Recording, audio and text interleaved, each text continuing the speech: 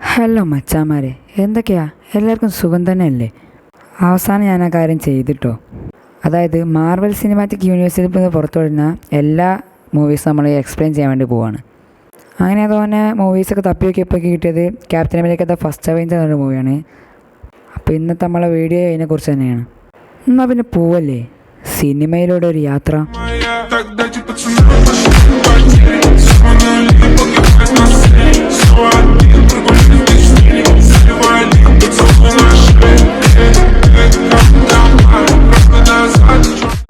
സിനിമയുടെ തുടക്കത്തിൽ തന്നെ കാണിക്കുന്നത് ഒരു ആർട്ടിക് പ്രദേശമാണ് കേട്ടോ. അവിടെ തന്നെയാണെങ്കിൽ നേരെ തോന്നുന്ന സയൻറ്റിസ്റ്റുകൾ എന്തോന്ന് തപ്പിക്കൊണ്ടിരിക്കുകയാണ്. ആ ഒരു തപ്പുന്നതാണെങ്കിൽ വർഷങ്ങൾക്ക് മുമ്പ് മണ്ണിൻ്റെ അടിയിൽ ഉറഞ്ഞു പോയ ഒരു സ്പേസ് ഷിപ്പിനെയാണ് കേട്ടോ. അതവർ കണ്ടെത്തി ഒരു മെഷീൻ വെച്ച് അതിലൊരു ദ്വാരം ഉണ്ടാക്കി കുറച്ച് സയൻറ്റിസ്റ്റുകൾ അതിലേക്ക് റിസർച്ച് നടത്താൻ വേണ്ടി ഇറങ്ങുകയാണ്. നല്ല വലുപ്പമുള്ള വളരെയധികം വിശാലമായ ഒരു സ്പേസ് ഷിപ്പ് തന്നെയായിരുന്നു അത്. പക്ഷെ അതിപ്പോൾ ഉള്ളതാണെങ്കിൽ മണ്ണിൻ്റെ അടിയിലുമാണ്. ആ സയൻറ്റിസ്റ്റുകൾ അവിടെ തപ്പിക്കൊണ്ടിരിക്കുമ്പോൾ പ്രത്യേക തരത്തിലുള്ള ഒരു സീൽഡ് പോലത്തെ സാധനം അവർ കണ്ടെത്തുകയാണ്. പണ്ട് കാലത്തൊക്കെ ഒരു ആയുധമായി ഉപയോഗിച്ചിരുന്ന ഒന്നായിരുന്നു അത് ഉപയോഗിച്ചതാണെങ്കിൽ ക്യാപ്റ്റൻ അമേരിക്ക എന്ന് പറഞ്ഞ ഒരാളും. പിന്നെ ഫ്ലാഷ് ബാക്കാണ് കാണിക്കുന്നത്. നോർവേയിലെ ടോൺസ്ബർഗ് എന്ന സ്ഥലമാണ്. ഒരു ചർച്ചിലേക്ക് ഒരാൾ ഓടി വന്ന് കയറുകയും ആ സാധനം എടുക്കാൻ കുറച്ചാളുകൾ വന്നിട്ടെന്ന് പറയുമ്പോൾ അതെടുക്കാൻ അവിടെ മുമ്പും തോന്നാൻ ആളുകൾ വന്നിട്ടുണ്ട്, പക്ഷെ അത് അവർക്ക് കിട്ടത്തില്ല എന്ന് പറഞ്ഞു നോക്കുമ്പോൾ ഒരു JCB പോലത്തെ സാധനം വന്ന് ആ പള്ളിയാക്കി ഇടിച്ചു പൊളിക്കുകയും അതിൽ അച്ഛൻ്റെ സഹായം മരിക്കുകയും ചെയ്യുന്നു. അപ്പോഴേക്ക് കുറേ ആളുകൾ കയറി വരികയും 3 ജർമ്മൻ പട്ടാളക്കാർ ചേർന്ന് പള്ളിയിലുണ്ടായ ഒരു ശവക്കല്ലറ നീക്കി തുറക്കാൻ വേണ്ടി ശ്രമിക്കുന്നു. എന്നാൽ അവർക്കതിന് കഴിയുന്നില്ല. അപ്പോഴേക്കും വന്ന കാറിൽ നിന്ന് മെയിനിൽ ഇറങ്ങി അവിടേക്ക് വരികയും നിങ്ങളെ കൊണ്ട് പറ്റത്തില്ലെങ്കിൽ ഞാൻ തന്നെ തുറക്കാമെന്ന് പറയുകയും ചെയ്യുന്നു. അവൻ്റെ പേരാണ് ജൊഹാൻ സ്മിത്ത്. അയാൾ ഒറ്റയ്ക്ക് ആ കല്ലറ നീക്കി തുറക്കുകയും ചെയ്യുന്നു. അതിനുള്ളിൽ വിലപ്പെട്ട ഒരു കല്ല് ഇരിക്കുകയാണ്. വളരെ പവർഫുൾ ആയിട്ടൊരു കല്ലാണിത്, പക്ഷെ നീ എന്നെ പറ്റിക്കാൻ നോക്കണമെന്ന് പറഞ്ഞ് അയാളത് താഴോട്ട് ഉടയ്ക്കുന്നു. ഈ സാധനം ഡ്യൂപ്ലിക്കേറ്റ് ആണെന്ന് എനിക്ക് നന്നായിട്ട് അറിയാം, സത്യം പറ, നീ അത് എവിടെയാണ് ഒളിപ്പിച്ചിരിക്കുന്നതൊക്കെ അയാളോട് ചോദിക്കുന്നു. ഞാൻ ഒരിക്കലും പറയില്ല, അതിൻ്റെ പേരിൽ നീ എന്നെ കൊന്നാലും ശരിയെന്ന് പറയും. നിന്നെ ഞാൻ കൊല്ലത്തില്ല, പക്ഷെ നിന്റെ കുടുംബക്കാരുണ്ടല്ലോ അവരെ ഞാൻ കൊല്ലും. പെട്ടെന്ന് ജോഹാൻ സ്മിത്ത് അവിടെ തടിയിൽ ചെയ്ത ഒരു പാമ്പിൻ്റെ പടം കാണുകയും സ്മിത്ത് അവിടേക്ക് നടന്നു ചെന്ന് അവിടെ കണ്ട ആ പാമ്പിൻ്റെ കണ്ണിൽ ജസ്റ്റ് ഒന്ന് നോക്കി വെക്കുമ്പോൾ ഒരു പെട്ടി പോലത്തെ സാധനം പുറത്തേക്ക് തള്ളി വരുന്നു. അത് തന്നെയാണ് അയാൾ തേടി വന്ന സാധനമെന്ന് അയാൾക്ക് മനസ്സിലാവുകയും ഇതൊക്കെ കണ്ട് അച്ഛനാകെ കിളി പോയി നിൽക്കുകയും ചെയ്യുന്നു. അപ്പോഴേക്കും അയാളത് തുറക്കുകയും അതിൽ ആ പവറുള്ള സാധനം ഉണ്ടെന്ന് ഉറപ്പുവരുത്തി അയാളത് അടച്ച് അവിടുന്ന് പോകാൻ വേണ്ടി നിൽക്കുമ്പോൾ അതിൻ്റെ ശക്തി നിനക്ക് നിയന്ത്രിക്കാനാവില്ല എന്ന് അച്ഛൻ വിളിച്ചു വരുമ്പോൾ അതിൻ്റെ കാര്യം ഞാൻ നോക്കിക്കോളാം എന്ന് പറഞ്ഞ് സ്മിത്ത് അദ്ദേഹത്തെ വെടിവെച്ച് കൊല്ലുന്നു. അതോടെ അച്ഛൻ മരിക്കുകയും ചെയ്യുന്നു. അടുത്ത ദിവസം ടൗണിൽ വേൾഡ് വാറിൻ്റെ സെലക്ഷന് വേണ്ടിയുള്ള പട്ടാളക്കാരുടെ ഒരു സംഭവം നടക്കുകയാണ്. അതിൽ പങ്കെടുക്കാൻ കഥയുടെ നായകനായ സ്റ്റീവ് റോജേഴ്സും എത്തിയിട്ടുണ്ട്. അവനാണെങ്കിൽ ഒരു എല്ലും കൂടി പോലുള്ളൊരു സാധനമാണ്. രാജ്യത്തിന് വേണ്ടി എന്തും ചെയ്യാൻ തയ്യാറായിക്കൊണ്ടായിരുന്നു സ്റ്റീവ് അവിടെ എത്തിയത്. എന്നാൽ അയാൾ പരിശോധിച്ച് നോക്കുമ്പോൾ അവൻക്ക് ഒരുപാട് അസുഖങ്ങളെന്ന് കണ്ടെത്തുകയും നിന്നെ ഒന്നും പട്ടാളത്തിൽ ചേർക്കാൻ സാധിക്കില്ലെന്നും തിരിച്ചു പോകാൻ പറയുമ്പോൾ രാജ്യത്തിന് വേണ്ടി കാര്യങ്ങൾ ചെയ്യാൻ ആഗ്രഹമുണ്ടെന്നും എങ്ങനെയൊന്ന് പട്ടാളത്തിൽ ചേർക്കാമോ എന്ന് ചോദിക്കുമ്പോൾ എന്നാൽ അയാൾ റിജക്റ്റ് ചെയ്യുകയും ചെയ്യുന്നു. അന്ന് തന്നെ അവൻ തിയേറ്ററിൽ സിനിമ കാണാൻ വേണ്ടി ഇരിക്കുകയാണ്. സിനിമ തുടങ്ങുന്നതിന് മുമ്പ് ഇപ്പോഴത്തെ വേൾഡ് വാറിലെ പട്ടാളക്കാരുടെ അവസ്ഥയൊക്കെ കാണിച്ചുകൊണ്ടാണ് തുടങ്ങുന്നത്. ഇതിൻ്റെ ഇടയിൽ ഒരാൾ ഇതൊക്കെ മാറ്റി സിനിമ ഇടണമെന്ന് വിളിച്ചു വരുമ്പോൾ അപ്പോൾ സ്റ്റീവ് അതിൽ ഇടപെടുകയും മിണ്ടാതെ ഇരിക്കടാ, നമ്മുടെ പട്ടാളക്കാരുടെ അവസ്ഥ ഇപ്പോൾ ഇതിൽ കാണിക്കണമെന്നൊക്കെ പറയുമ്പോൾ എന്നോട് പറയാതൊക്കെ നീ ആരടാ എന്ന് ചോദിച്ച് അവൻ സ്റ്റീവിന് നേരെ തിരിയുന്നു. എന്നിട്ട് അവനെ പുറത്ത് കൊണ്ടുപോയിട്ട് അവനെ ഇടിച്ച് ശരിയാക്കാണ്. എത്രയൊക്കെ കിട്ടിയിട്ടും അവൻ തളരാതെ വീണ്ടും എന്നെക്കൊണ്ട് സാധിക്കുമെന്ന് പറഞ്ഞ് ഉയർത്തെണീക്കുന്നു. അവന് നല്ല മനക്കട്ടിയാണ്. അപ്പോഴേക്കും സ്റ്റീവിൻ്റെ കൂട്ടുകാരൻ അവിടെ വന്ന് ആരോഗ്യമില്ലാത്തവനെ അടിക്കാതെ തരത്തിൽ പോയി കളിക്കാടാന്ന് പറഞ്ഞ് അവനെ പറഞ്ഞു വിടുകയും ചെയ്യും. ശേഷം സ്റ്റീവിൻ്റെ നേരെ വരികയും നീ എല്ലായിടത്തും എന്തിനാണ് ഇടി വാങ്ങിക്കൂട്ടുന്നതെന്ന് ചോദിക്കുമ്പോൾ നീ എന്താ പട്ടാളത്തിൻ്റെ യൂണിഫോമൊക്കെ ഇട്ട് നിൽക്കുന്നതെന്ന് ചോദിക്കുകയാണ്. എനിക്ക് പട്ടാളത്തിലേക്ക് സെലക്ഷൻ കിട്ടി, നാളെ രാവിലെ തന്നെ ഞാൻ ഇംഗ്ലണ്ടിലേക്ക് പോകുമെന്ന് പറയുന്നു. ഇത് കേട്ട് സ്റ്റീവ് അവനെ കിട്ടാത്തതിൽ വളരെയധികം വിഷമിച്ച് നിൽക്കുകയാണ്. അങ്ങനെ അവർ വർത്തമാനമൊക്കെ പറഞ്ഞ് പോവുകയും ഞാൻ ഇന്ന് രാത്രി വരെ ഇവിടെ ഉണ്ടാവുകയുള്ളൂ, നാളെ രാവിലെ തന്നെ ഇംഗ്ലണ്ടിലേക്ക് പോകണമെന്ന് പറയുന്നു. ഇന്ന് രാത്രി ടൗണിൽ വലിയൊരു ഷോ നടക്കുന്നുണ്ട്, നമുക്ക് അതിലൊക്കെ പങ്കെടുക്കണമെന്ന് അവർ പറയുകയും ചെയ്യുന്നു. അങ്ങനെ അന്ന് രാത്രി ആ ഷോയിലേക്ക് അവർ രണ്ടുപേരും എത്തുകയും ചെയ്യുന്നു. ടെക്നോളജിയിൽ പുലിയായ ഹോവേർഡ് സ്റ്റാർക്ക് എന്ന് പറഞ്ഞ ഒരാളാണ് അവിടെ ഫെസ്റ്റിവൽ നടത്തുന്നത്. അയാൾ കണ്ടുപിടിച്ചൊരു പരീക്ഷണം നടക്കലാണ് കാണിക്കാൻ പോകുന്നത്. ഞാനൊരു പുതിയ കണ്ടുപിടുത്തം നടത്തിയിട്ടുണ്ട്, ഭാവിയിൽ നമ്മുടെ കാറുകൾക്ക് തറയിൽ മുട്ടാതെ പറന്നു പോകാൻ സാധിക്കും. ഞാൻ കണ്ടുപിടിച്ച ടെക്നോളജി കൊണ്ടാണ് ഇത് സാധിക്കുമെന്ന് പറഞ്ഞ് അയാൾ കണ്ടുപിടിച്ച കണ്ടുപിടുത്തം അവിടെ കാണിക്കുകയും ഇതൊക്കെ കണ്ട് എല്ലാവരും ഞെട്ടി നിൽക്കുമ്പോഴേക്കും ഉയർന്നു പൊങ്ങിയ ആ വണ്ടി തറയിൽ ഫെയിലായി വീഴുകയും ചെയ്യുന്നു. ഇതിപ്പോഴും ഡെവലപ്മെന്റ് സ്റ്റേജിലാണ്. കുറച്ച് വർഷങ്ങൾക്ക് ശേഷം ഇതൊക്കെ ശരിയാവുമെന്ന് ഹോവേർഡ് സ്റ്റാർക്ക് അവരോട് പറയുന്നു. അങ്ങനെ അന്ന് അതൊക്കെ കഴിഞ്ഞ് അവിടെ ഒരു പട്ടാളക്കാരൻ്റെ സ്യൂട്ടൊക്കെ ഇട്ടാണ്ട് ഫേസ് വരുന്ന രീതിയിലൊരു സംഭവമുണ്ട്. ആളുകളൊക്കെ അതിൽ കയറി രസിക്കുകയാണ്. അതിലേക്ക് സ്റ്റീവ് വന്ന് കയറി നിൽക്കുമെങ്കിലും അവന് ഉയരം കുറവായതുകൊണ്ട് മൊത്തത്തിൽ കാണാൻ സാധിക്കുന്നില്ല. അപ്പോൾ അവൻ്റെ കൂട്ടുകാരൻ അവിടേക്ക് വരികയും എടാ, നീ പട്ടാളത്തിൽ ചേരണമെന്ന ചിന്ത ഇപ്പോഴും നടന്നുകൊണ്ടിരിക്കുകയാണോ? നിന്റെ ആരോഗ്യം വെച്ച് നിനക്ക് ചേർന്ന പണിയല്ലത്, നീ അത് വിട്ടേരെ, കുറെ കാലമല്ലേ പട്ടാളമാകാൻ വേണ്ടി ശ്രമിക്കുന്നു, ഇതുവരെ കിട്ടിയില്ലല്ലോ, വേറെയും ഒരുപാട് ജോലികൾ ഈ നാട്ടിലുണ്ട്, അതൊക്കെ നീ നോക്കടാ എന്ന് പറഞ്ഞ് അവനത് പറഞ്ഞുകൊണ്ടിരിക്കുക ശാസ്ത്രജ്ഞനായ എബ്രഹാം എസ്കിൻ എന്ന് പറഞ്ഞ ഒരാൾ അവിടേക്ക് വരുന്നു. അവർ തമ്മിലുള്ള സംഭാഷണം കേൾക്കുകയും ചെയ്യുന്നു. എടാ, പട്ടാളമാവണമെന്ന് എൻ്റെ ആഗ്രഹം അങ്ങനെ വിട്ടുകളയാനൊന്നും പറ്റില്ല. ആളുകൾ ജീവൻ പണയം വെച്ച് അതിർത്തിയിൽ യുദ്ധം ചെയ്തുകൊണ്ടിരിക്കുകയാണ്. എനിക്കും അവരൊരാളായി രാജ്യത്തിന് വേണ്ടി പോരാടണമെന്ന് സ്റ്റീവ് പറയുന്നു. അതൊക്കെ അദ്ദേഹം കേൾക്കുകയും തൻ്റെ അടുത്ത പരീക്ഷണത്തിന് പറ്റിയ ആൾ ഇവനെ തന്നെയാണെന്ന് അദ്ദേഹം മനസ്സിലാക്കുകയും ചെയ്തു. ശരി, എന്തായാലും നീ നിൻ്റെ ഇഷ്ടം പോലെ ചെയ്യും, ഞാൻ പോവാണ്. നാളെ രാവിലെ തന്നെ ലണ്ടനിലേക്ക് തിരിക്കുമെന്ന് പറഞ്ഞ് അവൻ അവിടെ നിന്ന് പോകുന്നു. അങ്ങനെ അന്ന് രാത്രി അവൻ പട്ടാളത്തിന് വേണ്ടിയുള്ള അടുത്ത റിക്രൂട്ട്മെന്റ് ഇരിക്കുമ്പോൾ ഒരു നഴ്സ് അവിടെ നിന്ന് എന്തോന്ന് പറഞ്ഞ് ഡോക്ടർ പുറത്തേക്ക് പോവുകയും താൻ പേര് മാറ്റി കൊടുത്താണ് ഇവിടെ വന്നതെന്ന് അവർ അറിഞ്ഞു കാണണമെന്ന് കരുതി അവൻ പെട്ടെന്ന് ഷൂസൊക്കെ എടുത്തിട്ട് പോകാൻ നിൽക്കുമ്പോൾ മറ്റേ ആ ശാസ്ത്രജ്ഞൻ അവിടേക്ക് കയറി വരുന്നു. എൻ്റെ പേര് ഡോക്ടർ എബ്രഹാം, ഇവിടുത്തെ സയന്റിസ്റ്റുകളുടെ നേതാവാണെന്ന് അദ്ദേഹം പറയുന്നു. നീ കള്ളപ്പേരിലാണല്ലോ ഇവിടെ വന്നിരിക്കുന്നത്. ഇതിനു മുമ്പും ഒരുപാട് വട്ടം പട്ടാളത്തിലേക്ക് കയറാൻ വേണ്ടി നോക്കിയിട്ട് പറ്റിയിട്ടില്ലല്ലേ, അതുകൊണ്ട് നീ പേര് മാറ്റി കൊടുത്ത് കയറാൻ നോക്കുകയാണല്ലോ എന്ന് അദ്ദേഹം ചോദിക്കുന്നു. എനിക്ക് ആർമിയിൽ ചെയ്യുന്ന രാജ്യത്തിന് വേണ്ടി പോരാടാൻ വളരെയധികം ഇഷ്ടമാണെന്ന് അവൻ പറയുന്നു. ശരി, അതെന്തിനാണ്? കുറെ ശത്രുക്കളെ കൊല്ലാനാണെന്ന് അദ്ദേഹം ചോദിക്കുന്നു. എനിക്കാരെയും കൊല്ലണ്ട, എനിക്ക് ജയിച്ചാൽ മാത്രം മതി എന്ന് പറയുകയും കൊള്ളാം, ഈ ഉത്തരമായിരുന്നു എനിക്കും വേണ്ടത്. പട്ടാളത്തിൽ കയറാൻ നിനക്കൊരു അവസരം തരാൻ എനിക്ക് സാധിക്കും. എനിക്ക് ആ ഒരു അവസരം വേണമെന്നും പട്ടാളത്തിലെ ആളുകൾക്ക് ശക്തി വർദ്ധിപ്പിക്കാൻ വേണ്ടി ഞാനൊരു പരീക്ഷണം നടത്തുന്നുണ്ടെന്നും ആ പരീക്ഷണത്തിൽ നീ വിജയിക്കുകയാണെങ്കിൽ നിനക്ക് നല്ലൊരു പട്ടാളക്കാരനാവാം. അത് ദുരുപയോഗം ചെയ്യുമോ എന്ന് അറിയാൻ വേണ്ടിയാണ് നേരത്തെ ഞാൻ ശക്തി കിട്ടിയാൽ നീ ആളുകളെ കൊല്ലുമോ എന്ന് ചോദിച്ചതെന്ന് എബ്രഹാം പറയുന്നു. അവൻ്റെ കാർഡും കൊടുത്ത് അദ്ദേഹം അവിടെ നിന്ന് പോവുകയും ചെയ്യുന്നു. അവൻ നോക്കുമ്പോൾ മിലിറ്ററിയിലേക്ക് അവനക്ക് സെലക്ഷൻ കിട്ടിയിരിക്കുകയാണ്. അങ്ങനെ അടുത്ത ദിവസം ആർമിയുടെ ട്രെയിനിങ്ങിന് വേണ്ടി എല്ലാവരും നിരന്ന് നിൽക്കുകയാണ്. അക്കൂട്ടത്തിൽ നമ്മുടെ സ്റ്റീവ് റോജേഴ്സും ഉണ്ട്. പെട്ടെന്ന് ആ ഡിവിഷന്റെ ഹെഡായ ഏജന്റ് കാർട്ടർ അങ്ങോട്ട് വരികയും ഈ ടീമിന്റെ ഉത്തരവാദിത്തം എനിക്കാണെന്ന് പറയുമ്പോൾ അതിലൊരുത്തൻ ചൊറിയുന്ന വർത്തമാനങ്ങൾ പറയുകയും കാർട്ടർ അവൻ്റെ മൂക്കി ഇരിച്ച് പരുത്തുകയും ചെയ്യുന്നു. അപ്പോഴേക്കും കേണൽ അവിടേക്ക് എത്തിയിരിക്കുകയാണ്. ഇപ്പോൾ നടക്കുന്ന ഈ വേൾഡ് വാറിൽ നമുക്ക് ജയിച്ചേ പറ്റത്തുള്ളൂ, അതിനുവേണ്ടി ശക്തരായ ആളുകൾ നമുക്കുണ്ടെന്ന് പറഞ്ഞുകൊണ്ട് സ്റ്റീവ് അവിടെ നിൽക്കുന്നത് കണ്ട് അയാൾക്കാകെ പ്രാന്ത് പിടിക്കുകയും ചെയ്യുന്നു. അങ്ങനെ അന്നും ഇവൻ ആർമിക്ക് വേണ്ടിയുള്ള ട്രെയിനിങ് നടന്നുകൊണ്ടിരിക്കുകയാണ്. നല്ല ശക്തി കുറവായതുകൊണ്ട് സ്റ്റീവിന് എല്ലാ ട്രെയിനിങ്ങും നല്ല രീതിയിൽ ചെയ്യാൻ വേണ്ടി സാധിക്കുന്നില്ല. ട്രെയിനിങ്ങിനിടെ അവരെല്ലാവരും ഒരിടത്തേക്ക് ഓടി വരുമ്പോൾ എല്ലാവരും നിൽക്ക്, ഈ കൊടി ആരെങ്കിലും എടുത്തു കഴിഞ്ഞാൽ അവർക്ക് കാർട്ടറിൻ്റെ കൂടെ ജീപ്പിൽ പോകാമെന്ന് പറയുന്നു. ഇതോടെ എല്ലാവരും അവിടേക്ക് ചാടി വന്ന് കൊടി എടുക്കാൻ വേണ്ടി ശ്രമിക്കുന്നു. എന്നാൽ ആർക്കും എത്രയൊക്കെ ശ്രമിച്ചിട്ടും അതിൻ്റെ മുകളിൽ കയറി അത് എടുക്കാൻ വേണ്ടി സാധിക്കുന്നില്ല. 17 വർഷമായി ആ കൊടി ഇതുവരെ ആരും എടുത്തിട്ടില്ല. ഇനി നിങ്ങളെ കൊണ്ട് അത് എടുക്കാൻ സാധിക്കില്ല, മതി പോരൂ. അങ്ങനെ ട്രെയിനർ പറയുന്നതോടെ എല്ലാവരും അവിടെ നിന്ന് പോകുന്നുണ്ടെങ്കിലും സ്റ്റീവ് അവിടെ നിന്ന് പോകാതെ അവിടെ തന്നെ നിൽക്കുന്നു. സ്റ്റീവ് അവിടേക്ക് നേരെ വരികയും ആ കൊടിവാരത്തിൻ്റെ കമ്പി ഊരിയിട്ട് ആ കൊടിയും എടുത്ത് അവിടെ നിന്ന് കൂളായി അദ്ദേഹത്തിൻ്റെ അടുത്തേക്ക് നടന്നു വരികയും കൊടി എടുക്കണമെന്നല്ല പറഞ്ഞിട്ടുള്ളൂ, എങ്ങനെ വേണമെന്ന് പറഞ്ഞിട്ടില്ലല്ലോ എന്ന് പറഞ്ഞ് ജീപ്പിൽ ഇരുന്ന് യാത്ര ചെയ്യുകയും ചെയ്യുന്നു. അവൻ്റെ സ്മാർട്ട് വർക്കൊക്കെ കണ്ട് കാർട്ടറിന് ചെറിയൊരു ഇഷ്ടമൊക്കെ തോന്നുന്നുണ്ട്. അങ്ങനെ അന്ന് ഡോക്ടറും കേണൽ കൂടി സംസാരിക്കുകയാണ്. താനെന്തിനാണ് ആ പരീക്ഷണത്തിന് ആ ചെറിയ പയ്യനെ തിരഞ്ഞെടുത്തെന്ന് ചോദിക്കുമ്പോൾ മറ്റുള്ള പട്ടാൾക്കാർക്കൊന്നും ആ സംഭവം താങ്ങത്തില്ലെന്ന് പറഞ്ഞുകൊണ്ട് അവർ പോകുന്നു. അപ്പോൾ സ്റ്റീവ് ആണെങ്കിൽ മറ്റുള്ളവരോട് കൂടെ ട്രെയിനിങ് ചെയ്തുകൊണ്ടിരിക്കുകയാണ്. അപ്പോഴേക്കും കേണൽ ഇത് കാണുകയും ഒന്നിനും കൊള്ളത്തെ ഈ പയ്യനെ എടുക്കണമെന്നൊക്കെ അവൻ പറയുന്നു. നമ്മുടെ പരീക്ഷണത്തിന് ശാരീരിക ശക്തിയേക്കാൾ മനസ്സിന്റെ ധൈര്യമാണ് വേണ്ടതെന്ന് അദ്ദേഹം പറയുന്നു. ഈ തടിമാടന്മാർക്കില്ലാത്ത മനസ്സിന്റെ ധൈര്യം അവനക്കുണ്ടെന്നാണ് നിങ്ങൾ പറയുന്നത്. എന്നാലും നോക്കിയിട്ടെന്ന കാര്യം എന്ന് പറഞ്ഞ് അദ്ദേഹം ഒരു ഗ്രനേഡ് എടുത്ത് അതിന്റെ പിന്നെ വലിച്ചൊരു അവർക്കിടയിലേക്ക് എറിയുന്നു. ഇത് കണ്ട് എല്ലാവരും അവിടെ നിന്ന് ഓടി മാറുകയും ഇത് കണ്ട് സ്റ്റീവ് ആണെങ്കിൽ ആർക്കും ഒന്നും പറ്റാതിരിക്കാൻ ആ ബോംബിന്റെ മുകളിലേക്ക് കയറിയിരിക്കുകയും ചെയ്യുന്നു. എന്നാൽ അത് പൊട്ടുന്നില്ല. അപ്പോഴാണ് അതൊരു പരീക്ഷണമാണെന്ന് എല്ലാവർക്കും മനസ്സിലാവുന്നത്. ഇതോടെ അവൻ്റെ ധൈര്യം എല്ലാവർക്കും മനസ്സിലാവുകയും ശരി തൻ്റെ ഇഷ്ടം പോലെ കാണിക്കുമെന്ന് പറഞ്ഞ് കേണൽ അവിടെ നിന്ന് മാറിപ്പോവുകയും ചെയ്യുന്നു. ഈ സമയം ദൂരെ ഒരിടത്ത് ജോൺ സ്മിത്ത് തൻ്റെ പരീക്ഷണശാലയിൽ നിൽക്കുകയാണ്. അദ്ദേഹത്തിനൊപ്പം സയൻറ്റിസ്റ്റായ ശിങ്കിടി കൂടിയുണ്ട്. അയാളാണെങ്കിൽ മറ്റേ ചർച്ചിൽ നിന്ന് എടുത്തുകൊണ്ടുവന്ന ആ പവറുള്ള കല്ല് വെച്ച് ഓരോ തരത്തിലുള്ള ആയുധങ്ങളൊക്കെ ഉണ്ടാക്കാൻ വേണ്ടി ശ്രമിച്ചുകൊണ്ടിരിക്കുകയാണ്. അങ്ങനെ അതിനുവേണ്ട എല്ലാ സജ്ജീകരണങ്ങളും ചെയ്യുകയും അവർ അതിൻ്റെ ശക്തി സ്റ്റോർ ചെയ്ത് വെച്ച് ആയുധങ്ങളിലേക്ക് എടുക്കാൻ വേണ്ടിയാണ് ശ്രമിക്കുന്നത്. എന്നാൽ തങ്ങൾ വിചാരിക്കുന്ന ശക്തി അതിനുണ്ടെന്ന് അവർ മനസ്സിലാവുകയും എന്താണ് അവിടെ സംഭവിച്ചതെന്ന് മനസ്സിലാവാതെ അവരവിടേക്ക് പോയി നോക്കുമ്പോൾ ആ സാധനത്തിൻ്റെ ശക്തി അവർക്ക് അവിടെ സ്റ്റോർ ചെയ്ത് വെക്കാൻ സാധിക്കുന്നുണ്ട്. ഇതുപയോഗിച്ച് നമുക്ക് വേൾഡ് വാറിൽ ജയിക്കാൻ പറ്റുമെന്ന് അദ്ദേഹം പറയുമ്പോൾ വേൾഡ് വാറിലല്ല ഈ ലോകം തന്നെ വെട്ടിപ്പിടിക്കാൻ വേണ്ടി സാധിക്കുമെന്ന് സ്മിത്ത് പറയുന്നു. അന്ന് രാത്രി സ്റ്റീവിൻ്റെ അടുത്തേക്ക് ഡോക്ടർ വന്നിരിക്കുകയാണ്. നാളെയാണ് നിന്റെ ദേഹത്ത് പരീക്ഷ നടത്തുന്നത്, ഓക്കെ ആണെന്ന് അദ്ദേഹം ചോദിക്കുന്നു. ചെറിയൊരു പേടിയുണ്ട്, അല്ലാതെ വേറെ കുഴപ്പമൊന്നുമില്ലെന്ന് അവൻ പറയുന്നു. ഇത്രയും ശക്തിയുള്ളവരോട് ഉണ്ടായിട്ടും എന്നെ തന്നെ എന്തിനാണ് പരീക്ഷണത്തിന് എടുത്തതെന്ന് അവൻ ചോദിക്കുന്നു. നീ നല്ലൊരു രാജ്യസ്നേഹിയും ധീരനുമാണ്, പോരാത്തതിന് നല്ലൊരു മനുഷ്യനും കൂടിയാണ്.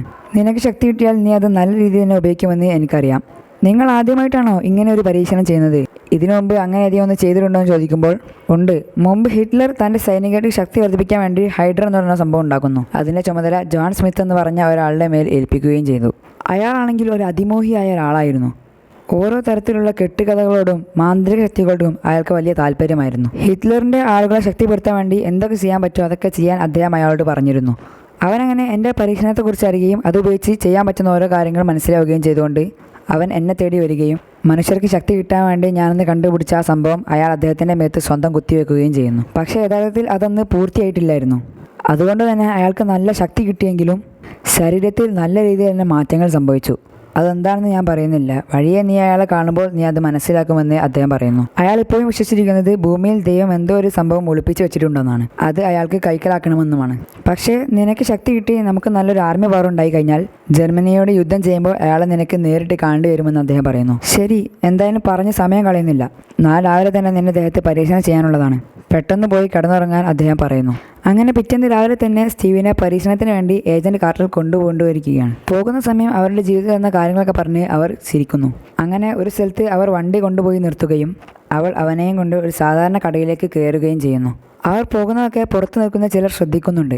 ഉള്ളിലേക്ക് എത്തുമ്പോൾ അവിടുത്തെ ഒരു സ്ത്രീ വരികയും കോഡ് ഭാഷ പറയാൻ വേണ്ടി കാർട്ടറിനോട് പറയുകയും ചെയ്യുന്നു. അതിനുള്ള മറുഭാഷ കാർട്ടർ പറയുന്നതോടെ അവർക്ക് ഉള്ളിലേക്ക് കടക്കാൻ അനുവാദം കൊടുക്കുകയും അവിടെയുള്ള ഒരു പുസ്തക ഷെൽഫിന് മുമ്പിലെത്തുമ്പോൾ അത് തുറന്ന് അവർ ഉള്ളിലേക്ക് കയറുന്നു. അവരുടെ തന്നെ ഒരു സീക്രട്ട് ലാബിലേക്കാണ് അവർ എത്തിയിട്ടുള്ളത്. നേരെ അവിടേക്ക് കയറി ചെല്ലി പോകുമ്പോൾ അവിടെ പരീക്ഷണത്തിനുള്ള എല്ലാ കാര്യങ്ങളും സജ്ജമായിരിക്കുകയാണ്. അവനെ കണ്ട് ഇവനാണോ പരീക്ഷണത്തിന് വന്നതെന്ന് അത്ഭുതത്തോടെ നോക്കുന്നു. അങ്ങനെ അവൻ ഡോക്ടറിനെ ചെന്ന് കാണുകയും നീ റെഡിയാണോ എന്നൊക്കെ ചോദിക്കുമ്പോൾ ആണെന്ന് അവൻ പറയുകയും പരീക്ഷണത്തിന് വേണ്ടി ഡ്രസ്സൊക്കെ ഊരി തയ്യാറായി നേരെ ആ മെഷീനിനുള്ളിലേക്ക് കയറിയിരിക്കുന്നു. അവിടെയാണെങ്കിൽ കേണൽ ഉൾപ്പെടെ രാജ്യത്തിൻ്റെ ഒരുപാട് VIP പരീക്ഷണം കാണാൻ വേണ്ടി എത്തിയിട്ടുണ്ട്. ഇതിനിടെ ടെക്നോളജിയിൽ പുലിയായ മറ്റേ ആ ഹോവർഡ് സ്റ്റാർക്ക് അവിടേക്ക് വരികയും പരീക്ഷണത്തിനുള്ള സംഭവം വരികയുണ്ടെങ്കിൽ നിങ്ങൾ ചെയ്താൽ മതി എന്ന് സ്റ്റീവിനോട് പറയുന്നു. അങ്ങനെ പരീക്ഷണത്തിന് വേണ്ടി എല്ലാം സജ്ജമാവുകയും ആവശ്യമുള്ള കാര്യങ്ങളെല്ലാം സെറ്റ് ചെയ്യുകയും ചെയ്യുന്നു. ഇതെല്ലാം മുകളിൽ നിന്ന് VIP കണ്ടുകൊണ്ടിരിക്കുന്നു. അങ്ങനെ എല്ലാം ക്ലിയർ ആയതിനു ശേഷം അവർ മരുന്നുകളൊക്കെ അവൻ്റെ മേത്തേക്ക് അടിച്ചു വിടുകയും എല്ലാം റെഡി ആയെന്ന് ഉറപ്പായതോടെ തുടങ്ങിക്കൊള്ളാൻ അവൻ സ്റ്റാർക്കിനോട് പറയുന്നു. അങ്ങനെ അവർ പരീക്ഷണം സ്റ്റാർട്ട് ചെയ്ത് എല്ലാം ക്ലിയർ ആക്കുകയും ചെയ്യുന്നു. പരീക്ഷണം വിജയിക്കുമോ ഇല്ലയോ എന്നറിയാതെ എല്ലാവരും ആശങ്കയിൽ ഇരിക്കുകയാണ്. സ്റ്റാർക്കാണ് ഇതിനെല്ലാം ഓപ്പറേഷൻ നടത്തിക്കൊണ്ടിരിക്കുന്നത്. സയൻറ്റിസ്റ്റ് അവിടേക്ക് നിന്ന് നീ ഓക്കെ ആണെന്ന് ചോദിക്കുമ്പോൾ ഓക്കെ ആണെന്ന് സ്റ്റീവ് ഉള്ളിൽ നിന്ന് പറയുന്നു. അത് കേട്ട് അവർ പരീക്ഷണം സ്റ്റാർട്ട് ചെയ്യുകയും അങ്ങനെ അവനെ ശക്തനാക്കാനുള്ള കാര്യങ്ങൾ നടന്നുകൊണ്ടിരിക്കുകയും ചെയ്യുന്നു. എന്നാൽ അതങ്ങോട്ട് തുടങ്ങുമ്പോൾ നല്ല പവർ ഉള്ളിലേക്ക് കയറുകയും പെട്ടെന്ന് സ്റ്റീവ് ഉറക്കെ നിലവിളിക്കുന്നത് കേട്ടുകൊണ്ട് അവർ ഞെട്ടിപ്പോവുകയും അതെങ്ങനെയെങ്കിലും നിർത്താനൊക്കെ കോർട്ടർ പറയുകയും സയൻറ്റിസ്റ്റ് ആകെ പേടിച്ചു പോയി നിർത്താൻ വേണ്ടി പറയുന്നു. അവർ പെട്ടെന്ന് ഷട്ട് ഡൗൺ ചെയ്യാൻ വേണ്ടി നോക്കുമ്പോൾ വേണ്ട നിർത്തരുത്, എനിക്കിത് ചെയ്യാൻ പറ്റുമെന്ന് സ്റ്റീവ് ഉള്ളിൽ നിന്ന് വിളിച്ചു പറയുന്നു. ഇതോടെ അവർ വീണ്ടും പവർ കൂട്ടി വെച്ച് അങ്ങേയറ്റമാവുകയും ഫുള്ള് പവർ കയറുന്നതോടെ അത് ആകെപ്പാടെ ഓഫ് ആവുകയും ചെയ്യുന്നു. ഇതോടെ എന്ത് സംഭവിച്ചെന്നറിയാതെ എല്ലാവരും ആകാംക്ഷയോടെ നിൽക്കുകയാണ്. അങ്ങനെ പരീക്ഷണം കഴിഞ്ഞിരിക്കുന്നു. ഉടൻ ആ മെഷീൻ തുറക്കുക, അതിനുള്ളിൽ മസിലൊക്കെയുള്ള ശക്തനായ സ്റ്റീവ് നിൽക്കുന്നത് കണ്ട് എല്ലാവരും ഞെട്ടിപ്പോവുകയും ചെയ്യുന്നു. അങ്ങനെ അവനെ പിടിച്ചേർക്കുകയും നീ തകർത്ത് കളഞ്ഞോന്നൊക്കെ പറഞ്ഞ് എല്ലാവരും അവനെ ആശംസിക്കുന്നു. സ്റ്റീവ് എനിക്കൊക്കെ നല്ല ഉയരം വെച്ചിട്ടുണ്ടല്ലോ. എന്നാൽ ഇതിനിടയിൽ അവിടേക്ക് വന്ന ഒരാൾ ഒരു പ്രത്യേക ഡിവൈസ് അവിടെ ഇടുകയും എല്ലാവരുടെയും ഒപ്പം താഴേക്ക് ഇറങ്ങി വന്ന് സംശയത്തോടെ നോക്കുകയും ചെയ്യുന്നു. അയാൾ ഒരു ജർമ്മൻ ചാരനാണ്. പെട്ടെന്ന് അയാൾ കൈയുള്ള ഒരു സ്വിച്ച് നിൽക്കുമ്പോൾ വലിയൊരു പൊട്ടിത്തെറി നടക്കുകയും അപ്പോഴേക്കും അവിടെ ഇരുന്ന ഒരു സെറം എടുത്ത് മറ്റേ ഡോക്ടറെ വെടിവെച്ച് അവൻ കടന്നു കളയുന്നു. അവൻ അവിടെ നിന്ന് പുറത്തേക്ക് ഇറങ്ങി എല്ലാവരെയും തകർത്തുകൊണ്ട് ഓടിപ്പോകുന്നു. സ്റ്റീവ് ഓടിച്ചെന്ന് നോക്കുമ്പോൾ മറ്റേ ഡോക്ടർ അവിടെ മരിക്കാനായിരിക്കുകയാണ്. നിന്റെ ഈ ശക്തി കൊണ്ട് എന്തെങ്കിലും ചെയ്യാൻ പറഞ്ഞുകൊണ്ട് അദ്ദേഹം കണ്ണടയ്ക്കുന്നു. അപ്പോഴേക്കും മറ്റവൻ അവിടെ നിന്ന് രക്ഷപ്പെട്ട് നേരെ ഒരു വണ്ടിയിലേക്ക് കയറുകയും എല്ലാവരെയും വെടിവെച്ച് തകർത്ത് അവിടെ നിന്ന് രക്ഷപ്പെട്ടു പോവുകയും ചെയ്യുന്നു. അപ്പോഴേക്കും ഏജന്റ് കോർട്ടർ അവിടേക്ക് ഓടിയെത്തുകയും കൃത്യമായി ഉന്നമിച്ച് മറ്റവൻ്റെ ഡ്രൈവറെ വെടിച്ച് കൊല്ലുന്നതോടെ വണ്ടി നിൽക്കുകയും എന്നാൽ ചാരൻ ആ വണ്ടിയിൽ നിന്നിറങ്ങി അവിടെ കണ്ട മറ്റൊരു വണ്ടിയിൽ ചീറിപ്പാഞ്ഞു പോവുകയും ചെയ്യുന്നു. അവൻ പോകുന്നത് കോർട്ടറിനെ പിടിക്കാൻ വേണ്ടിയാണ്. അവളാണെങ്കിൽ അവനെ എങ്ങനെയും വെടിവെക്കാൻ വേണ്ടി നോക്കുമ്പോൾ വണ്ടി അടുത്തെത്തിയതോടെ സ്റ്റീവ് അവളെ രക്ഷിക്കുകയും വലിയ മാസ് കാണിച്ചിട്ടുണ്ടെങ്കിൽ ഇപ്പോൾ പടമായെന്ന് പറഞ്ഞുകൊണ്ട് അവനെ പിടിക്കാൻ വേണ്ടി ഓടുന്നു.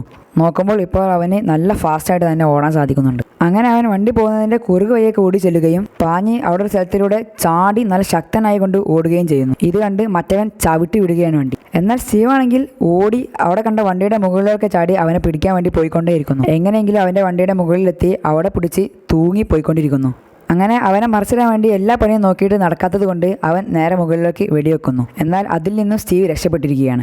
അങ്ങനെ വെടിവെച്ചുകൊണ്ടിരിക്കുന്നതിനിടെ പെട്ടെന്ന് ഒരു വണ്ടി വന്ന് കയറുക, അതിലിടിച്ച് ആ മഞ്ഞ വണ്ടി പറന്ന് കറങ്ങി വീണിരിക്കുകയാണ്. മറ്റേ വില്ലനാണെങ്കിൽ അതിൽ നിന്ന് പുറത്തിറങ്ങി സ്റ്റീവിനെ വെടിവെക്കാണ്ടി നോക്കുമ്പോൾ സ്റ്റീവ് ആണെങ്കിൽ അവിടെ കണ്ട ഡോർ എടുത്ത് തടഞ്ഞു പിടിക്കുകയും അപ്പോഴേക്കും അവൻ അവിടെ നിന്ന് രക്ഷപ്പെട്ട് ഓടി സ്റ്റീവ് പുറകെ ചെല്ലുകയും അവൻ നേരെ അവിടെയുള്ളൊരു മുങ്ങിക്കപ്പൽ പുറത്തേക്കെടുത്ത് അതിലേക്ക് ചെന്ന് ചാടി കയറുകയും അവിടെ നിന്ന് പോകാൻ ശ്രമിക്കുകയും ചെയ്യുന്നു. ഇത് കണ്ട് സ്റ്റീവ് ഒന്നും ചിന്തിക്കാതെ വെള്ളത്തിലേക്ക് എടുത്തങ്ങ് ചാടുകയും നീന്തി പിന്നാലെ ചെന്ന് നേരെ അവൻ്റെ മുങ്ങിക്കപ്പലിൻ്റെ ചില്ല് ഇടിച്ച് പൊളിക്കുകയും അതിൽ നിന്ന് അവനെ വലിച്ച് പുറത്തേക്ക് എറിയുകയും കരയിലെത്തിച്ചതിന് ശേഷം അവനെ അടിച്ച് പഞ്ചറാക്കി സെറമൊക്കെ പൊട്ടിക്കുകയും ചെയ്യുന്നു. നീ ആരാണെന്നൊക്കെ ചോദിക്കുമ്പോൾ ഒരുപാട് പേരിൽ ഒന്നാമനാണെന്ന് പറഞ്ഞുകൊണ്ട് കടിച്ചു പിടിച്ച് ആ സൈനൈഡ് വെച്ച് അവൻ മരിക്കുന്നു. അതിനു മുമ്പ് അവൻ ഹൈഡ്ര വിജയിക്കട്ടെ എന്ന് പറയുന്നുമുണ്ട്. ഇതോടെ ഹൈഡ്ര എന്ന് പറഞ്ഞ കേന്ദ്രത്തിലെ ജോൺ സ്മിത്തിൻ്റെ ചാരനാണ് ഇവനെന്ന് സ്റ്റീവിന് മനസ്സിലായിരിക്കുകയാണ്. പിന്നീട് നേരെ സീൻ കട്ടായി കാണിക്കുന്നത് ജോൺ സ്മിത്തിന്റെ പരീക്ഷണശാലയാണ്. അവിടുത്തെ പരീക്ഷണമൊക്കെ എന്താണെന്നറിയാൻ വേണ്ടി ഹിറ്റ്ലറിലെ കുറച്ച് പേർ അവിടേക്ക് ജോൺ സ്മിത്തിനോടൊപ്പം വരുന്നു. കുറെ നാളായില്ലേ നിങ്ങൾ പരീക്ഷണം നടത്തുന്നു, പക്ഷേ ഇതുവരെ സൈന്യത്തിന് ആവശ്യമായ ഒന്നും നിങ്ങൾ തന്നിട്ടില്ല. ഇക്കണക്കിനാണെങ്കിൽ നിങ്ങൾക്ക് തന്നുകൊണ്ടിരിക്കുന്ന പണമൊക്കെ ഉടനെ നിർത്തുമെന്ന് അവൻ പറയുന്നു. അങ്ങനെ നിർത്തേണ്ട ആവശ്യമില്ല. അവൻ അവരേക്ക് തിരിഞ്ഞുകൊണ്ട് ഞാനൊരു കിടിലൻ സാധനം കണ്ടുപിടിച്ചിട്ടുണ്ടെന്ന് അവരോട് പറയുന്നു. അതിപ്പോൾ ഞാൻ കാണിച്ചു തരാമെന്ന് പറഞ്ഞ് അയാൾ അവരെ നേരെ പരീക്ഷണശാലയിലേക്ക് കൊണ്ടുപോവുകയും അയാൾ ഉണ്ടാക്കി വെച്ച ആയുധം അവരെ കാണിക്കുകയും ചെയ്യുന്നു. അതിൻ്റെ വർക്കിംഗ് എങ്ങനെയാണെന്ന് കാണാൻ വേണ്ടി അവർ വെയിറ്റ് ചെയ്തിരിക്കുകയാണ്. ഈ ആയുധം വെച്ച് എൻ്റെ എല്ലാ ശത്രുക്കളെയും തകർക്കാൻ പറ്റുമെന്ന് അയാൾ പറയുമ്പോൾ നിന്റെ ശത്രുക്കളെയോ, ഈ രാജ്യത്തിൻ്റെ ശത്രുക്കളെ തകർക്കാൻ വേണ്ടിയാണ് നിന്നെ ഇവിടെ വെച്ചിരിക്കുന്നതെന്ന് അവർ പറയുന്നു. ഇതിനിടെ ഒരുത്തൻ ചെന്ന് നോക്കുമ്പോൾ സ്മിത്ത് നശിപ്പിക്കാൻ വേണ്ടി വെച്ച സ്ഥലങ്ങളിൽ ജർമ്മൻ്റെ തലസ്ഥാനവുമുണ്ട്. നിനക്ക് ഈ രാജ്യം നശിപ്പിക്കാനും പ്ലാൻ ഉണ്ടോ എന്ന് അവർ ചോദിച്ചുകൊണ്ടിരിക്കുമ്പോൾ അതെ ഉണ്ടെന്ന് പറഞ്ഞ് അവൻ ആ മെഷീന് അവർക്കെതിരെ ഉപയോഗിക്കുന്നു. ഉടനെ തന്നെ എല്ലാവരും ആവിയായി പോവുകയും ചെയ്യുന്നു. ഒരിക്കലും ഹിറ്റ്ലർ ഈ രാജ്യം ഭരിക്കരുത്, ഞാനാണ് ഈ ലോകം ഭരിക്കാൻ പോകുന്നതെന്ന് പറഞ്ഞ് അയാൾ അങ്ങനെ നിൽക്കുകയാണ്. ഈ സമയം മറ്റവരാണെങ്കിൽ ആക്രമിയുടെ മുങ്ങിക്കപ്പൽ പരിശോധിച്ചുകൊണ്ടിരിക്കുകയാണ്. ഈ രാജ്യത്തെ ഏറ്റവും നല്ല ശാസ്ത്രജ്ഞൻ ഞാനാണ്, പക്ഷേ ഈ മുങ്ങിക്കപ്പലിൻ്റെ സാങ്കേതിക വിദ്യ എങ്ങനെയാണെന്ന് എനിക്ക് ഇതുവരെയായിട്ട് കണ്ടെത്താൻ സാധിച്ചില്ലെന്ന് സ്റ്റാർക്ക് പറയുന്നു. സത്യം പറഞ്ഞാൽ നമ്മൾ ഇതിൻ്റെ ഒന്നും അടുത്തുപോലും എത്തിയിട്ടില്ല എന്ന് പറയുന്നു. അപ്പോൾ ഇത്രയും മികച്ച സാങ്കേതിക വിദ്യയുടെ പിന്നിൽ ആരാണെന്ന് അവർ ചോദിക്കുമ്പോൾ അത് ഹൈഡ്ര ആയിരിക്കും, അവരാണ് ഇപ്പോൾ ടെക്നോളജിയുടെ കാര്യത്തിൽ പുലിയായിരിക്കുന്നതെന്ന് കേണൽ പറയുന്നു. ഇത്രയുമായ സ്ഥിതിക്ക് നമ്മൾ എന്തായാലും ഹൈഡ്രയുമായി യുദ്ധം ചെയ്യാൻ വേണ്ടി പോവുകയാണ്. ഇന്ന് രാത്രി തന്നെ നമ്മൾ സൈന്യവുമായി ലണ്ടനിലേക്ക് പോകണമെന്ന് പറഞ്ഞുകൊണ്ട് ഹൈഡ്രയെ തകർക്കാൻ വേണ്ടിയാണ് പോകുന്നതെങ്കിൽ ഞാനും വരാമെന്ന് സ്റ്റീവ് പറയുന്നു. നീ ഒരു പരീക്ഷണ വസ്തുവാണ്, നിന്നെ ഇതിനെ കൊണ്ടുപോകാൻ വേണ്ടി പറ്റില്ല, തൽക്കാലം നീ വരണ്ടെന്ന് പറഞ്ഞ് കേണൽ അവിടെ നിന്ന് പൊക്കളയുന്നു. ഉടൻ അടുത്തയാൾ സീൻ്റെ അടുത്തേക്ക് വരികയും അതിൽ പോകാൻ പറ്റില്ലെന്ന് വിചാരിച്ച് നീ സങ്കടപ്പെടണ്ട, നീ മറ്റേ അക്രമിയെ പിടിക്കുന്നത് എല്ലാവരും കണ്ടതാണ്. ആ ഫൈറ്റിങ്ങിലുള്ള ഫോട്ടോ ഒക്കെ ഈ പത്രത്തിൽ വന്നിട്ടുണ്ട്. ഇതൊക്കെ ആളുകൾക്ക് ആവേശം നന്നായി പകർന്നിട്ടുണ്ട്. നമുക്കൊരു കാര്യം ചെയ്യണം, നിന്റെ ഈ ശക്തി എന്താണെന്ന് നമ്മുടെ ഈ രാജ്യത്തിന് കാണിച്ചു കൊടുക്കാം. നാളെ മുതൽ നമ്മൾ പറയുന്നത് പോലെ ചെയ്താൽ മതിയെന്ന് പറഞ്ഞുകൊണ്ട് അയാൾ അവിടെ നിന്ന് പോകുന്നു. അടുത്ത ദിവസം മുതൽ അവർ അവനെ നാടകത്തിന് വേണ്ടി ഇറക്കിയിരിക്കുകയാണ്. അവൻ മറ്റേ അക്രമിയെ പിടിക്കുന്നതൊക്കെ നാട്ടിൽ ഫേമസ് ആയതുകൊണ്ട് അവനെ വെച്ച് രാജ്യത്തിലുള്ളവർക്ക് അവർ പ്രതീക്ഷ നൽകുകയാണ്. അതിനുവേണ്ടി അവനെ വെച്ചിട്ടുള്ള ഓരോ പാട്ടുകളും ഷോയിലൊക്കെ അവർ ഇറക്കുന്നു. അങ്ങനെ എല്ലാവരുടെ മുമ്പിലും അവനെ ഒരു ഹീറോ ആക്കി അവർ ചിത്രിക്കുകയും ചെയ്യുന്നു. ഹിറ്റ്ലർ കൊല്ലാൻ വേണ്ടി വരുമ്പോൾ അയാളെ ഒറ്റയ്ക്ക് കൊല്ലുന്നതൊക്കെ നാടകത്തിൽ കാണിക്കുകയും ജനങ്ങൾക്കെല്ലാം അവനെ ഒരുപാട് ഇഷ്ടപ്പെടുകയും ചെയ്യുന്നു. അമേരിക്കൻ പട്ടാളത്തിൻ്റെ പ്രതിബിംബമായി അവൻ മാറുന്നു. സ്റ്റീവിനെ വെച്ച് രാജ്യസ്നേഹം തുളുമ്പുന്ന ഒരുപാട് സിനിമകളൊക്കെ അവർ പ്രദർശിപ്പിക്കുകയും അവൻ്റെ ശക്തിയൊക്കെ സ്റ്റേജിൽ വെച്ച് എല്ലാവർക്കും കാണിച്ചുകൊണ്ട് അവരെല്ലാവരും നല്ല സന്തോഷത്തിലാണ്. അങ്ങനെ പട്ടാളത്തിൻ്റെ പ്രതിബിംബമായ അവന് അവൻ്റെ കൂടെയുള്ള പട്ടാളക്കാരോട് തന്നെ സംസാരിക്കേണ്ട ഒരു അവസരം വരികയാണ്. എന്നാൽ അതുവരെ കിട്ടിയ ബഹുമാനമൊന്നും അവരിൽ നിന്ന് അവർക്ക് കിട്ടുന്നില്ല. നീ എല്ലാം ഇവിടെ ഒന്നിനും കൊള്ളത്ത് നടന്നതല്ലടാ, നിന്റെ വർത്താനം നമുക്ക് കേൾക്കണ്ടെന്നൊക്കെ പറഞ്ഞ് അവൾ കൂക്കി വിളിക്കുന്നു. ഇതോടെ അവൻ മാറി നിന്ന് വിഷമിച്ച് ഒരു പടം അവിടെ ഇരുന്ന് വരയ്ക്കുകയാണ്. രാജ്യസ്നേഹിയാവാൻ വേണ്ടി വന്ന അവൻ ഇപ്പോൾ ജനങ്ങളുടെ മുമ്പിൽ ഒരു കോമാളിയാണെന്ന് ചിത്രീകരിച്ചുകൊണ്ട് അവനൊരു മങ്കിയുടെ ചിത്രം വരയ്ക്കുകയാണ്. ഇതിനിടെ ഏജന്റ് കോർട്ടർ അവിടേക്ക് വരികയും അവനോട് സംസാരിക്കുകയും ചെയ്യുന്നു. നീ എന്തിനാണ് വിഷമിച്ചിരിക്കുന്നതെന്ന് ചോദിക്കുമ്പോൾ നല്ലൊരു പട്ടാളക്കാരനായി രാജ്യത്തിനെ സ്നേഹിക്കുന്നത് എനിക്ക് നല്ലൊരു ആഗ്രഹമുള്ളതായിരുന്നു, അതിനുവേണ്ടിയാണ് ഞാനിവിടെ വന്നത്. എന്നാൽ നാട്ടിലൊക്കെ ഒരു കോമാളിയായി നാടക നടനായിട്ടാണ് ഞാനിപ്പോൾ നടക്കുന്നത്. ഇതിനിടെ ഇന്നലെ പോയ പരിക്ക് പറ്റിയ ആൾക്കാരെ അവിടെ കൊണ്ടുവന്നിരുന്നു. കഴിഞ്ഞ ദിവസം ഹൈഡ്രയും നമ്മുടെ ആളുകളും തമ്മിൽ ഏറ്റുമുട്ടി. നമ്മുടെ ടീമിൽ നിന്ന് 200ഓളം പട്ടാളക്കാർ അവരുമായി ഫൈറ്റ് ചെയ്തു. എന്നാൽ 50ഓളം ആളുകൾ വരെ മടങ്ങിയെത്തിയിട്ടുള്ളൂ എന്ന് കാർട്ടർ പറയുന്നു. ബാക്കിയുള്ളവരൊക്കെ പിടിക്കപ്പെടുകയോ കൊല്ലപ്പെടുകയോ ചെയ്തിട്ടുണ്ട്. 107 പറ്റാനുള്ള ടീമാണ് അവന് പോയതെന്ന് പറയുമ്പോൾ 107ലാണ് അവൻ്റെ കൂട്ടുകാരനായ ബക്കിയുള്ളതെന്ന് അവൻ ഓർക്കുകയും അപ്പോൾ തന്നെ ഞെട്ടിക്കൊണ്ട് നേരെ കേണലിൻ്റെ അടുത്ത് ചെന്ന് കഴിഞ്ഞ ദിവസം യുദ്ധത്തിന് പോയവരുടെ ലിസ്റ്റൊക്കെ എന്ന് എനിക്ക് വേണം, അതിലെൻ്റെ കൂട്ടുകാരനായ ബക്കിയുണ്ടോ നോക്കാൻ വേണ്ടിയാണെന്ന് എന്ന് പറയുമ്പോൾ നീ പറയുന്നതൊക്കെ കേൾക്കാൻ വേണ്ടിയല്ല ഞാനിവിടെ ഇരിക്കുന്നതെന്ന് അദ്ദേഹം പറയുന്നു. അവരൊക്കെ പിടിക്കപ്പെട്ടിട്ടുണ്ടാവുമെന്ന് അവൻ പറയുന്നു. എന്നിട്ട് ആ പിടിക്കപ്പെട്ടവരെ രക്ഷിക്കാൻ വേണ്ടി പോകേണ്ടതെന്ന് ചോദിക്കുമ്പോൾ അവരുടെ ഇടയിൽ പോയി യുദ്ധം ചെയ്യുന്നത് അത്ര എളുപ്പമുള്ള കാര്യമല്ല, അതിനുവേണ്ടി വിടുന്ന ആളുകൾ കൂടി നഷ്ടപ്പെടും.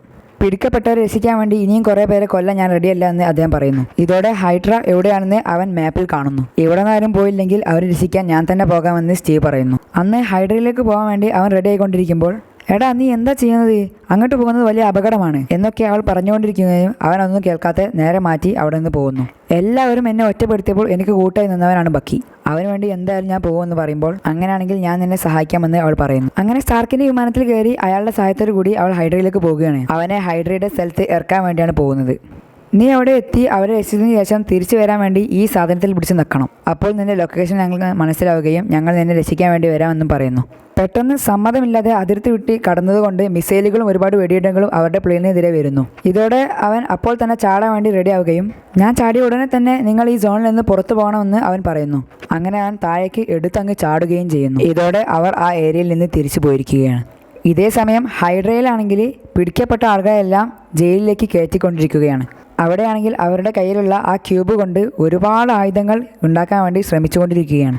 അപ്പോഴേക്കും സ്റ്റീവ് റോജേഴ്സ് ആ ഏരിയയിലേക്ക് എത്തുകയും എന്നാൽ ഫുൾ സെക്യൂരിറ്റി ഉള്ള ഹൈഡ്രയുടെ കേന്ദ്രത്തിൽ എങ്ങനെ കയറുമെന്ന് അവൻ പ്ലാൻ ചെയ്യുന്നു. അപ്പോൾ അവിടേക്ക് പോകുന്ന കുറച്ച് ട്രക്കുകൾ അവൻ കാണുകയും അവൻ അപ്പോൾ തന്നെ നേരെ അതിൻ്റെ ഉള്ളിലേക്ക് ചാടി കയറുകയും അതിൽ 2 പേർ ഇരിക്കുകയാണ്.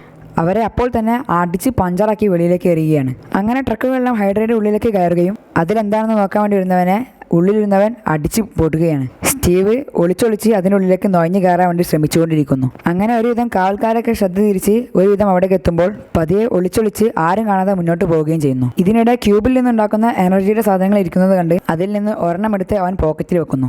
ഈ സമയം ജയിലിൽ കിടക്കുന്ന അമേരിക്ക പട്ടാളക്കാർ നോക്കുമ്പോൾ മുകളിലുള്ള പട്ടാളക്കാരെല്ലാം ഓരോന്നായി വീഴുകയാണ്. ഇത് കണ്ട് അവർ നീ ആരാണെന്ന് ചോദിക്കും. ഞാനിപ്പോൾ തൽക്കാലം അമേരിക്കയുടെ ക്യാപ്റ്റനാണ്, അഥവാ ക്യാപ്റ്റൻ അമേരിക്ക. അങ്ങനെ അവിടെയുള്ള എല്ലാ പട്ടാളക്കാരെയും അവൻ തുറന്നു വിടുകയും അവരെല്ലാം ഒരുമിച്ച് കൂട്ടുകയും ചെയ്യുന്നു. ഇനി ഇവിടെ നിന്ന് നമുക്ക് രക്ഷപ്പെടണമെങ്കിൽ ഇവിടെയുള്ളവന്മാരോടൊക്കെ ഫൈറ്റ് ചെയ്യണം.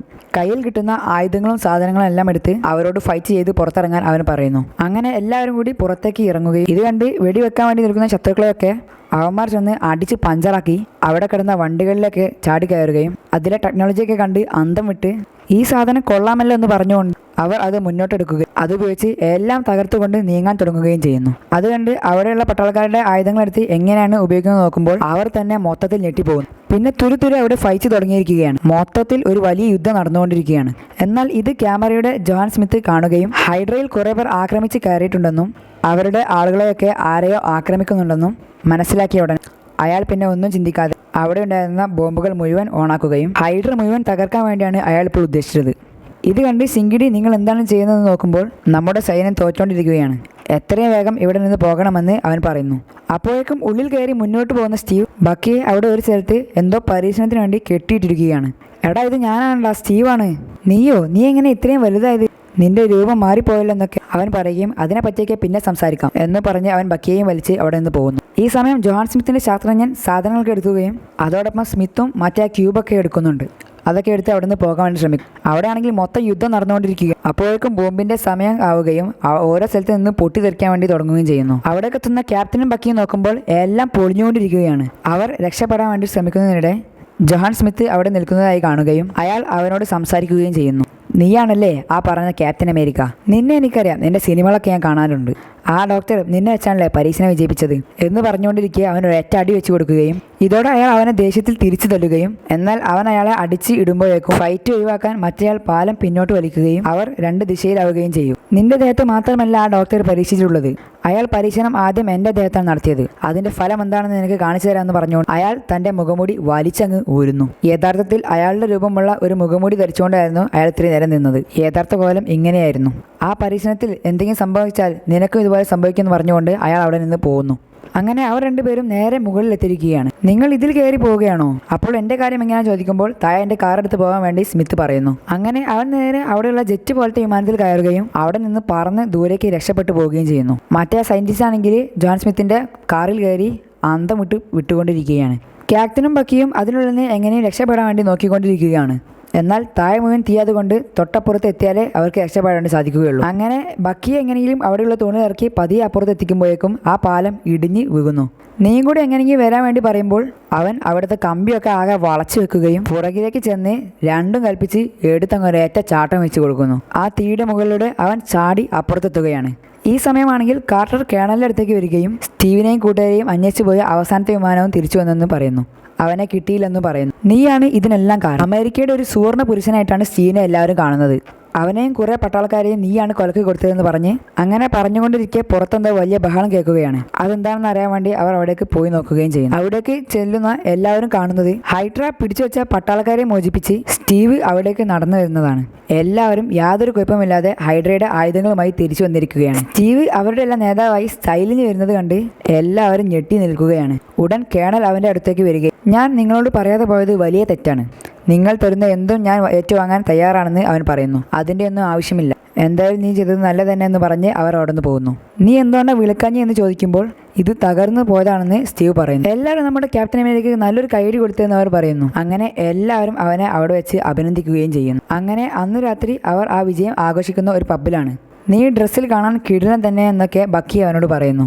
എനിക്കും ഇപ്പോൾ അത് ഇഷ്ടപ്പെട്ട് തുടങ്ങിയെന്ന് അവൻ പറയുന്നു. ശേഷം അവൻ മറ്റു കൂട്ടുകാരോടൊപ്പം ഇരിക്കുകയും നമ്മളിപ്പോൾ ഹൈഡ്രയുടെ ഒരു കേന്ദ്രം മാത്രമാണ് പിടിച്ചത്. ഒറ്റക്കെട്ടായി പൊരുതിയാൽ ഹൈഡ്രയുടെ എല്ലാ കേന്ദ്രങ്ങളും നമുക്ക് നശിപ്പിക്കാൻ സാധിക്കും. നിങ്ങൾ കൂടെ നിൽക്കില്ല എന്ന് ക്യാപ്റ്റൻ ചോദിക്കുമ്പോൾ നിങ്ങൾ പറഞ്ഞതെല്ലാം ഞങ്ങൾ കേൾക്കാൻ വേണ്ടി റെഡിയാണെന്ന് അവർ പറയുന്നു. അങ്ങനെ ക്യാപ്റ്റൻ നേരെ ഇക്കാര്യം കേണലിനോട് പറയുകയും ഹൈഡ്രയുടെ കേന്ദ്രങ്ങളുള്ള സ്ഥലവും അതൊക്കെ തകർക്കാനുള്ള ഒരു രീതിയും അവൻ പറഞ്ഞു കൊടുക്കുന്നു.